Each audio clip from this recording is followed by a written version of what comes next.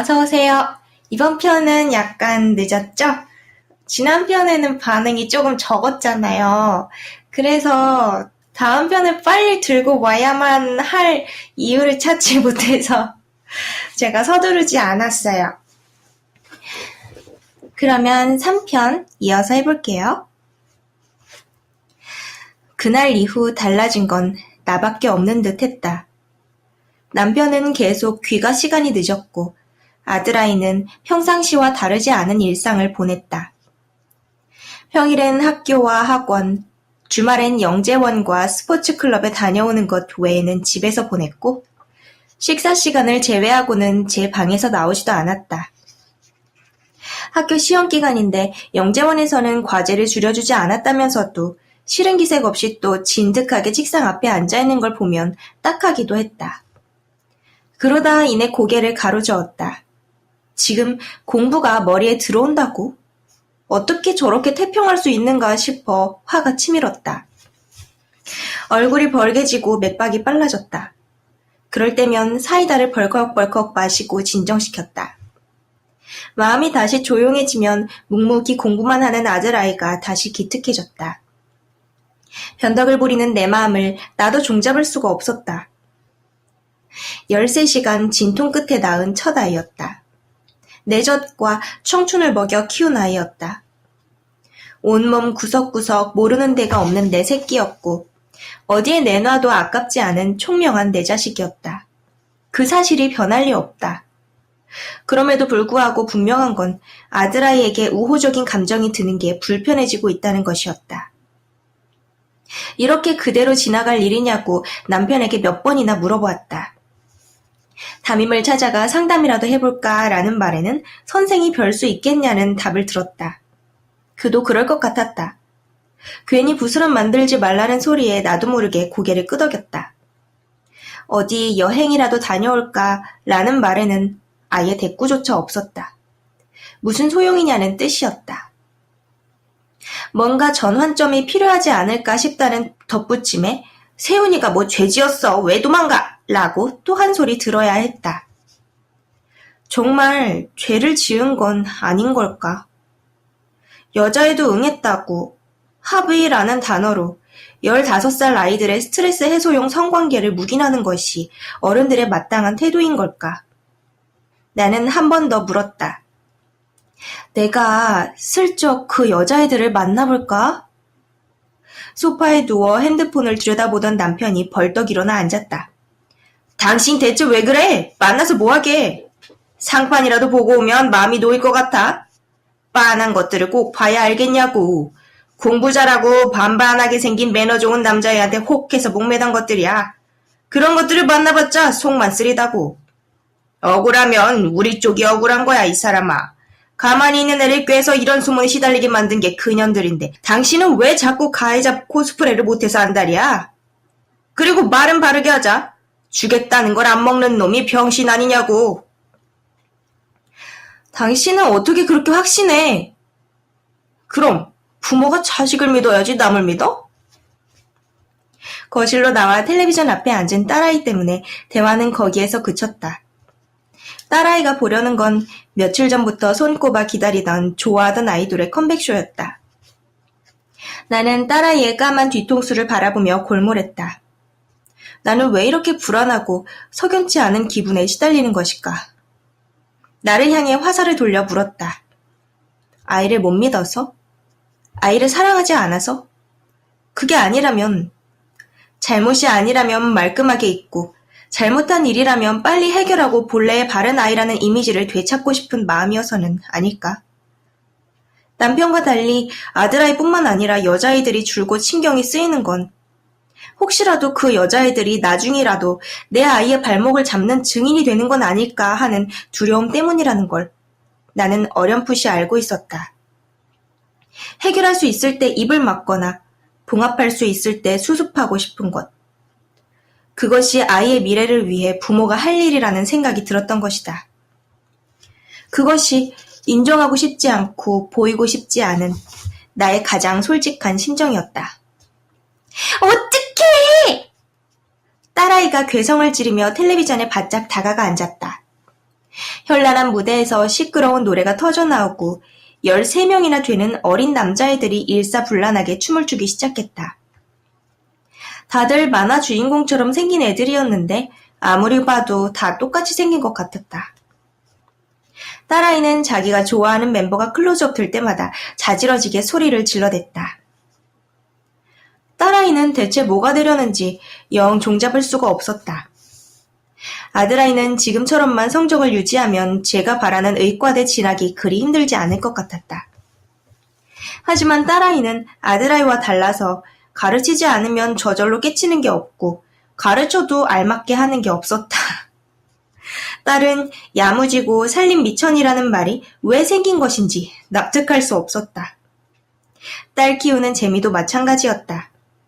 딸과 아들의 차이가 아니라 각 아이들마다의 차이 아니냐고. 어찌 딸만 키우는 재미가 있느냐고. 나는 생전 딸 키우는 즐거움은 몰라도 대신 아들 키우는 맛은 정말 잘 알겠다고 말하던 엄마였던 것이다. 나와 달리 남편은 딸아이라면 무조건 예스를 남발했다. 나와 상의도 없이 아이돌 CD를 버전별로 사주질 않나. 공개방송 티켓을 구해와 둘이 보고 오기도 여러 번이었다. 5학년이 되었는데 마냥 놀릴 순 없었다. 그래도 공부에 목맨 엄마처럼 보이고 싶진 않아 억지로 끌고 가듯 학원에 넣은 건 아니었다. 공부를 완강히 거부하던 딸아이를 겨울방학 내내 어르고 달래 영어와 수학학원에 넣은 게 지난 봄이었다. 아들아이처럼 1등을 바랄 수 없는 애라는 건 애초부터 알았으니 그저 신용이라도 내보자는 속셈이었다. 사실 딸아이는 방송댄스 학원에 다니고 싶어 했다. 방과 후 수업으로 배우는데도 성에 안 찬다고 했다. 더 많은 춤을 진짜로 춰보고 싶다며 졸라댔다. 연애는 할 것도 아닌데 무슨 소리냐며 나는 단번에 거절했다.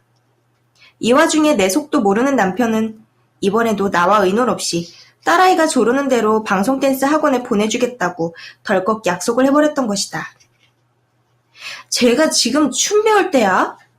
예체능은 초딩 때 맞춰야 한다고 했던 건 당신이야. 사람이 일관성이라도 있어봐라. 간신히 설득해서 영어 수학 시작한 지 얼마나 됐다고 그래. 아니 애가 즐겁고 행복해야지. 쟤 춤출 때 표정 봤어? 난 세은이가 하고 싶은 게 생겼단 것만으로도 대견하고 신기하더라. 공연이 애 스트레스 주지 말자고. 공부해도 때가 있어. 이미 늦었다고. 공부 좀 못하면 어때? 세훈이한텐 그런 말 안 하잖아. 남자랑 여자랑 같나? 지 좋다는 거 하게 둬. 춤출 때 얼마나 예뻐. 여잔 일단 예쁘고 봐야지. 우리 세은이도 나중에 턱 좀 깎고 쌍꺼풀만 해주면 뭐. 요즘 세상에 얼굴만 가지고 돼? 예쁜데 똑똑하기까지 해봐. 예쁜데 공부도 잘해보라고. 그건 당신이 더 잘 알지 않아? 당신이 맨날 얘기하는 그 여직원. 얼굴도 예쁘고 날씬한데 대학교도 좋은데 나왔다면서 침이 마르게 칭찬하잖아. 남들한테 내보이려고 대학교 보내? 공부 백날에서 석박사 따봤자 뭐 했어. 똑똑한 것들보다 예쁜 것들이 더 시집 잘 가더라. 안 그래? 당신 말대로 똑똑한 놈 잘난 놈 만나려면 걔네들 노는 데서 같이 놀아야 할 거 아냐. 대학이라도 멀쩡한 데 가야. 근데 엄마! 어느새 딸아이가 다가와 있었다. 내가 고르면 안 되는 거야? 내가 선택하면 안 되고 꼭 선택받아야만 해? 엄마도 그랬어? 남편이 키득거렸다. 넌 왜 또 나왔어? 수학 숙제 끝냈어? 그거 다 한 다음에 리스닝 숙제도 해야지. 엄마, 나 뮤비 30분만 보면 안 될까? 봐. 우리 세은이 마음대로 하세요. 손발이 맞아야 박수를 치지. 내가 간신히 공들인 규칙들은 남편의 생색내기에 곧잘 무너지곤 했다. 아이들이 제 아빠를 믿고 꾀를 부리는 건 괜찮다. 그것이 아빠의 선심이라는 것 정도는 아이들도 아니까. 다만 나는 아이들 앞에서 내 의견이 묵살당하고 아무것도 아닌 존재가 돼버리는 것이 싫었다. 조만간 이 문제로 한바탕 할 참이었는데 아들아이의 일이 터진 것이었다. 남편이 딸아이 옆에 바짝 붙어 앉았다. 넋이 빠지게 텔레비전을 보던 딸아이가 귀찮다며 제 아빠를 밀쳐냈지만 금세 둘이 뒤엉켜 깔깔거리며 장난을 치기 시작했다. 요 근래 딸아이의 봉긋해진 가슴이, 투덕투덕 살이 오른 엉덩이와 허벅지가 예사롭게 보이지 않았다. 이렇게까지 할 필요가 있느냐 했던 남편은 내심 또 그렇게 싫은 것만도 아닌 모양이었다. 일요일 아침부터 밖으로 내모는 건 반칙이라고 하면서도 볼링을 칠까 등산에 갈까 혼자 분주했다. 시험이 일주일밖에 안 남았다며 싫다는 아들아이의 등을 떠민 건 나였다. 자기도 따라가겠다는 딸아이는 셀쭉한 표정을 지었지만 나는 완강하게 고개를 저었다. 남편은 어쩔 수 없이 오늘은 남자들만의 시간이 필요하다고 딸아이를 달랬다. 남편은 농구공과 수영복을 챙겨달라 했고 나는 얼린 물, 샌드위치와 과일 도시락까지 쥐어주었다. 아빠랑 땀 좀 흘리고 와. 아들아이가 대답도 없이 어깨를 획 돌려 나가버렸다. 어깨라도 두드리려고 뻗은 손은 아들아이의 어깨에 닿지도 못한 채 허공에 머쓱하게 머물러 버렸다. 선득한 공기가 현관에 무겁게 가라앉았다. 딸아이 방에선 아이돌 노래가 흘러나왔고 나는 현관에 꼼짝없이 서 있었다. 이 낯설고 차가운 공기를 감내하는 게 왜 나 혼자만의 몫인지 문득 억울해졌다. 나는 서둘러 약을 털어넣었다. 식욕이 돋지 않게, 축축 처지지 않게, 어떻게든 하루를 버텨야 한다는 마음으로 약을 넘겼다. 그러고는 윤서 엄마에게 전화를 걸었다. 일요일에 나오라고 해서 미안해. 세은이는 혼자 있겠대요? 같이 나올 줄 알았는데? 혼자 있는 게 더 좋대. 엄마 없으니까 신나게 핸드폰 하겠지 뭐. 우리 애들도 나 없는 걸 제일 좋아해요. 그럴 땐 꼭 쓸모없으신 것 같아서 쓸쓸하고. 나만 그런 게 아니구나. 다 똑같아요, 애들은. 앞에 놓은 뜨거운 커피를 조심스럽게 마셨다. 맞은편 테이블에선 머리를 맞대고 앉은 커플이 핸드폰을 보며 시시덕거리고 있었다. 기껏해야 고등학생이나 되었을까 싶었다. 카페에는 어린 학생들 무리와 커플들이 제법 많았다. 거리낌 없이 웃고 떠들고 장난치는 모습을 보니 가슴이 또 답답해졌다. 내 표정을 읽었는지 윤서 엄마가 먼저 말문을 열었다. 언니, 마음고생 심했구나.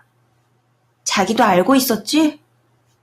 고개를 끄덕인 윤서 엄마가 주변을 한번 둘러보더니 목소리를 낮췄다. 언니, 사실 나도 비슷한 일을 겪은 적이 있어요. 우리 큰애. 윤찬이? 내가 걔 때문에 속 썩인 거 생각하면. 윤서 오빠 윤찬이도 모범생으로 유명한 아이였다. 윤찬이를 보면서 내 아들아이도 저렇게만 커주면 좋겠다 싶었던 적이 한두 번이 아니었다.